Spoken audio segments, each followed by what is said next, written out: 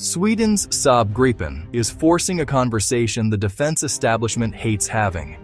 The narrative has long been that only the most technologically advanced, most expensive fifth-generation fighter can secure a nation's skies. Yet, the Gripen's continued success and smart evolution present a starkly different reality. This is not a story of a second-rate jet. It is the story of a highly capable, cost-effective, and strategically brilliant alternative that exposes the F-35's most glaring weaknesses. The Gripen is not a show horse designed for air shows and political photo ops. It is a workhorse. Let's cut through the noise and talk dollars and cents, because in defense procurement, the budget is the ultimate arbiter of strategy. The sticker price is where the comparison begins, and it is a stark one. While both the F-35A and the Gripen E can be found with flyaway costs in the 80 to 90 meter range, this figure is often misleading. The F-35's associated costs, from specialized ground equipment to infrastructure upgrades and initial spare parts packages, often inflate the real acquisition cost significantly. Saab, on the other hand, has built its export model on offering more transparent, all-inclusive packages that often bundle training, initial support, and weapons, making the upfront investment far more predictable for budget-conscious governments. The real killer, however, is the operational cost. This is the metric that determines how often you can actually fly the jets you buy. A single Saab Gripen E can be acquired for an estimated $85 million, while a Lockheed Martin F-35A's flyaway cost hovers around the same figure, but often with a much higher lifecycle price tag. More critically, the Gripen E's cost per flight hour is estimated to be under $10,000 for some operators, while the F-35's is still stubbornly stuck above $36,000, with a target of $25,000 remaining an aspirational goal. For a country like Canada, which faces the monumental task of patrolling the world's second-largest landmass and the immense expanse of the Arctic, these numbers are not just details on a spreadsheet. They represent the fundamental difference between having a credible, persistent air presence and owning a small fleet of exquisite, hangar-bound assets. The Gripen is a product of Swedish strategic thinking, a philosophy forged during the Cold War under the constant threat of a superpower neighbor. In stark contrast, the F-35 Lightning II is a marvel of American technological ambition. It is a stealth aircraft, a flying sensor node, and a data fusion powerhouse designed to penetrate the most contested airspace on the planet. Saab designed a light single-engine multi-role fighter that didn't require pristine, sprawling airbases. It was built to be dispersed to operate from short, improvised runways and even stretches of public roadway. Its maintenance was designed to be handled by a small team of conscript-level technicians with minimal specialized equipment. This philosophy of resilience and operational flexibility is baked into the Gripen's DNA. It is a machine designed to be used frequently and in harsh conditions, offering a level of readiness and sortie generation that more complex aircraft simply cannot match without an enormous logistical tail. It is an apex predator, but one that requires a very specific, very expensive habitat to thrive. Its suite of integrated sensors and its ability to network with other assets on the battlefield are genuinely revolutionary. However, this unmatched capability comes at a price far beyond the initial purchase cost. When we strip away the cost and look purely at what these jets can do, the picture becomes more nuanced. The F-35's primary selling point is its very low observability, or stealth. This is a game-changing attribute against advanced integrated air defenses. The F-35 was designed to be the tip of the spear, kicking down the door by neutralizing enemy radar and surface-to-air missile sites, so that other, less stealthy aircraft can operate more freely. Its ability to penetrate contested airspace, gather intelligence with its powerful sensor suite, strike targets with precision before the enemy even knows it's there, a capability the Gripen cannot match head-on. The Gripen, however, was never designed to be a stealth door kicker. It is a multi-role fighter that excels at a different, but equally critical, set of missions, an exceptional air-to-air platform, particularly with the Meteor long-range missile, for defensive counter-air, the mission of protecting a nation's airspace. The Gripen is formidable, powerful radar, advanced electronic warfare suite, high maneuverability. It can also perform strike missions, anti-ship missions, reconnaissance missions. This raises a crucial question of mission priority for Canada.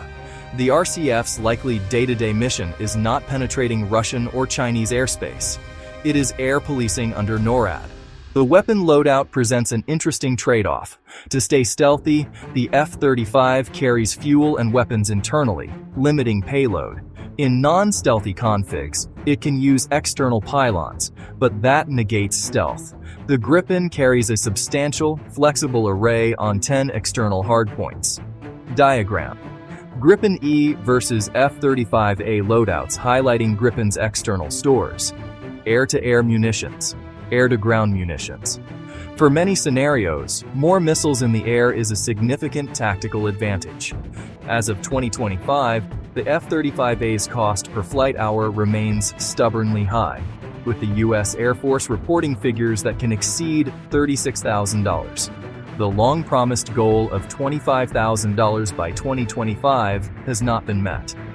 In comparison, operators of the Gripen C and Gripen D report cost per flight hour figures as low as $4,700 up to around $8,000. Even the newer Gripen E is projected by Saab to operate for well under $15,000 per hour. This isn't a small difference. It's a chasm. It means a nation could fly 3 Gripen sorties for every single F-35 sortie for the same cost. This operational cost differential has profound strategic implications. Pilot proficiency is not a given. It is earned through constant, rigorous training. A lower cost per flight hour allows for more flight hours, which translates into sharper pilots, better tactics development, and a higher state of overall readiness. Furthermore, sustainment costs of the F-35 are tied to a US-controlled global logistics system known as ALIS, now ODIN. This system dictates mission planning, maintenance scheduling, and parts ordering. While it offers a massive shared supply pool, it also removes a degree of sovereign control. Nations become dependent on this global network, which can be a strategic vulnerability. The Gripen's emphasis on simpler maintenance and fewer proprietary components offers nations a greater degree of logistical independence.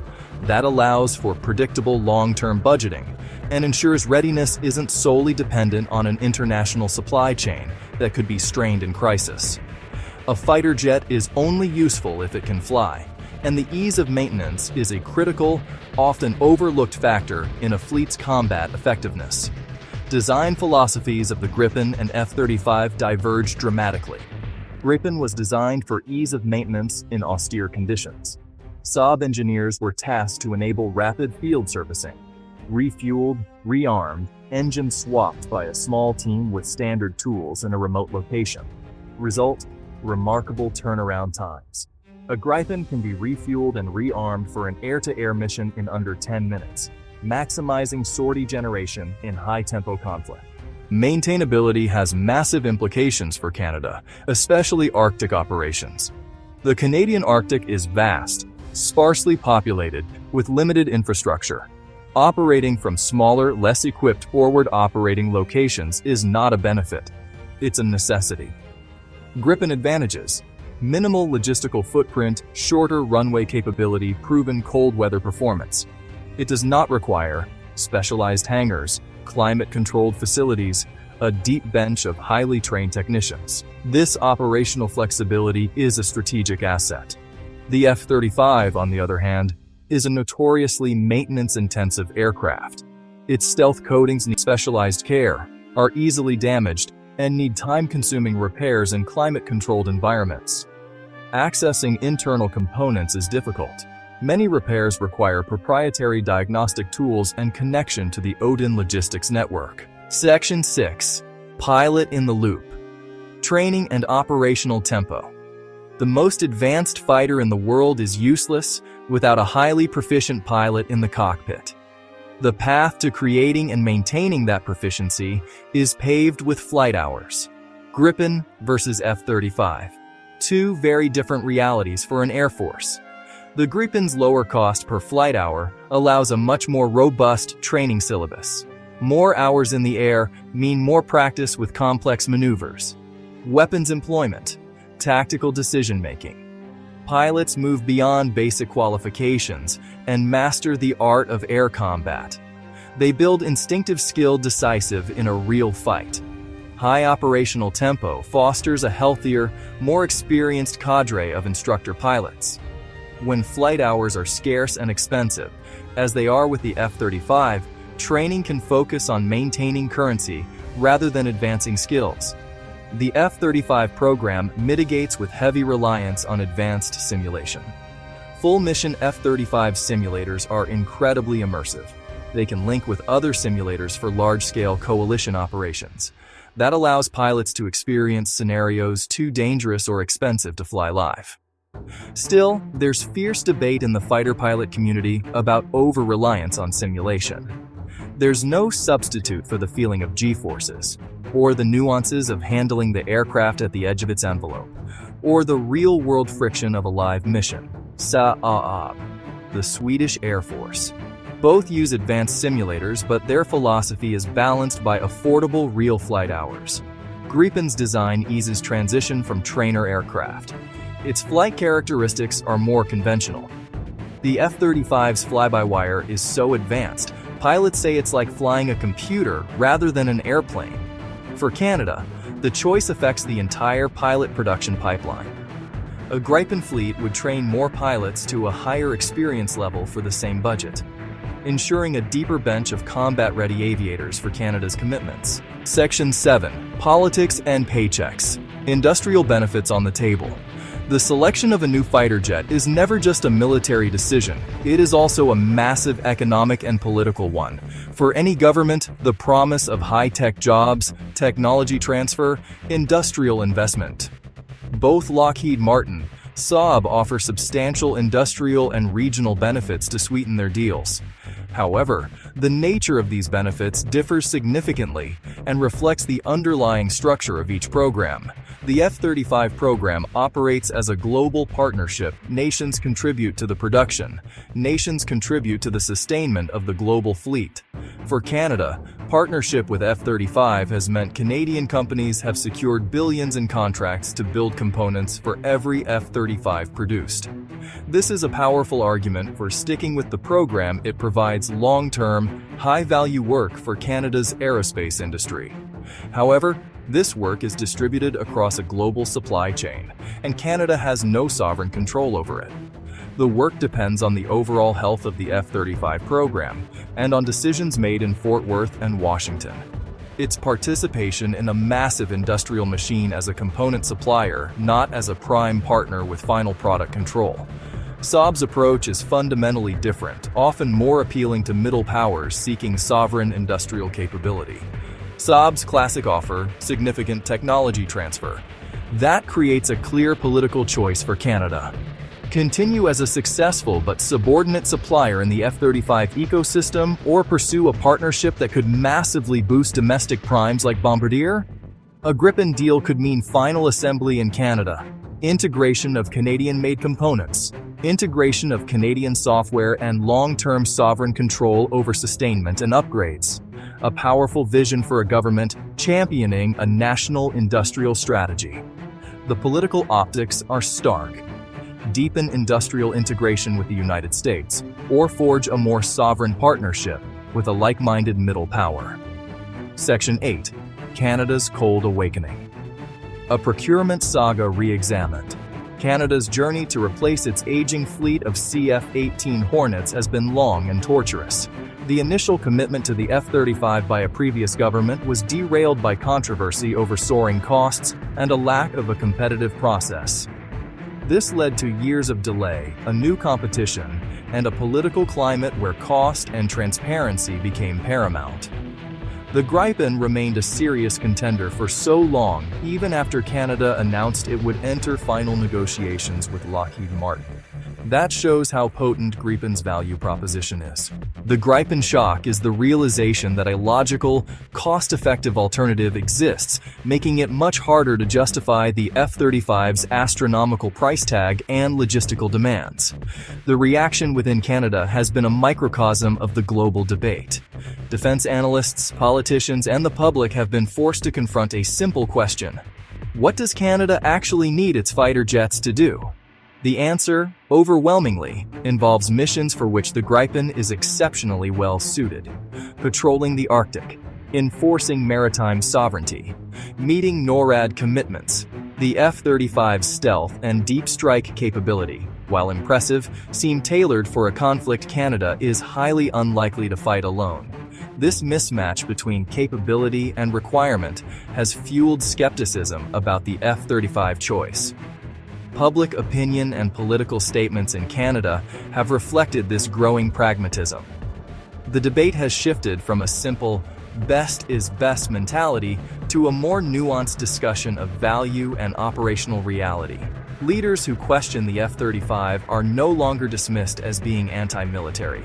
They are seen as being fiscally responsible and strategically astute. Canada's reaction matters on the world stage because it is a respected NATO member and Five Eyes member with serious defense commitments. If a country like Canada seriously questions the logic of the F-35, it gives other nations pause and lends immense credibility to the argument for alternatives like the Gripen. This re-examination is a cold awakening from the dream of owning the most advanced technology at any cost. It is a move toward a defense posture based on practical needs rather than prestige.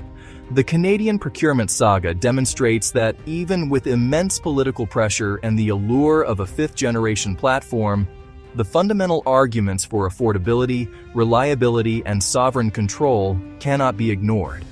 The shadow of the Gripen has forced a level of accountability and scrutiny onto the F-35 program that would not have existed otherwise. And that in itself is a victory for sensible defense procurement everywhere. Section 9. The final verdict: pragmatism over prestige.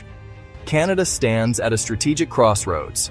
Its fighter choice will define RCAF capabilities for the next 30-40 years.